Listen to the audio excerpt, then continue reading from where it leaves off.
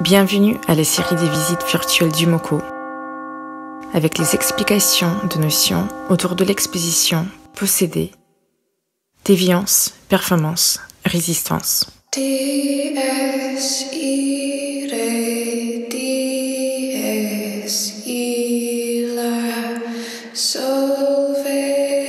Aujourd'hui, Axel Crescens, docteur en philosophie, vous présente la notion de dépossession.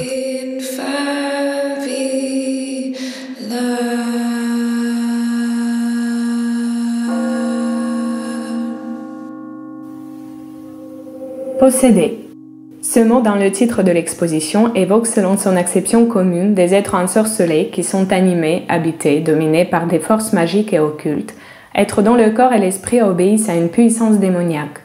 Médiums de présence surnaturelle, les possédés sont celles et ceux qui se tiennent sur le seuil, passeuses et passeurs ou messagères et messagers entre les mondes ésotériques et le monde ordinaire.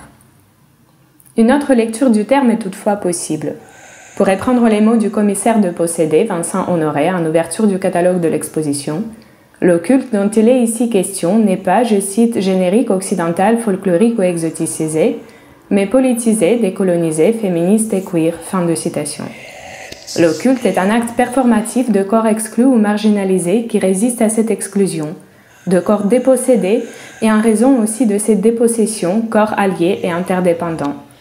En mettant les possédés en rapport avec cette idée de corps dépossédé, on pourrait à mes yeux davantage éclairer le projet de l'exposition et notamment son message politique.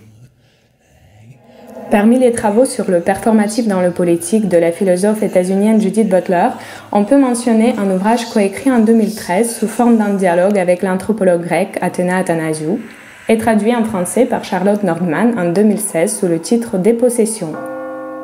Inscrite dans le contexte capitaliste et néolibéral, dominé par la logique de la possession, au sens ici de l'appropriation capitaliste de biens et de ressources, la dépossession, je cite Athéna Athanasiou, se réfère à des processus et des idéologies par lesquels des personnes sont dépouillées ou rejetées dans l'abjection par les puissances normatives et normalisantes qui définissent l'intelligibilité culturelle et réglementent la répartition de la vulnérabilité. Fin de citation.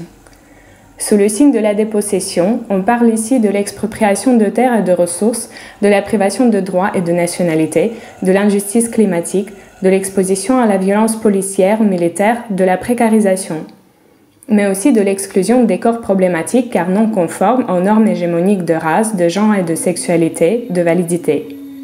La dépossession désigne ainsi, selon ce premier sens exploré dans l'ouvrage, la fabrication de corps exclus et de corps précaires.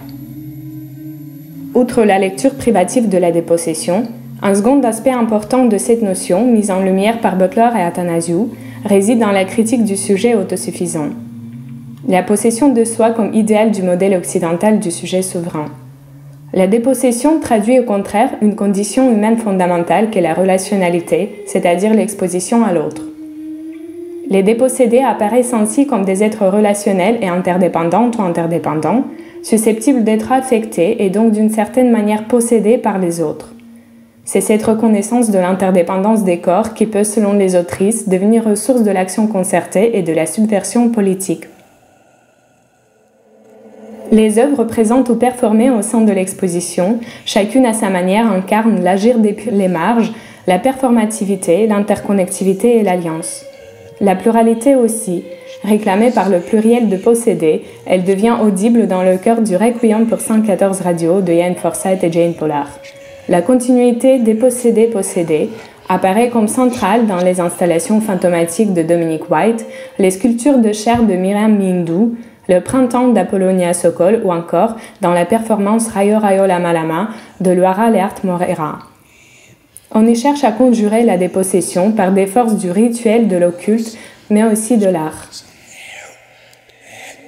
Si l'occulte n'est qu'une excuse pour faire soulever des corps politiques, je cite de nouveau ici Vincent Honoré, être possédé, bien plus qu'un simple médium, condense la puissance paradoxale de corps dépossédés qui se rassemblent.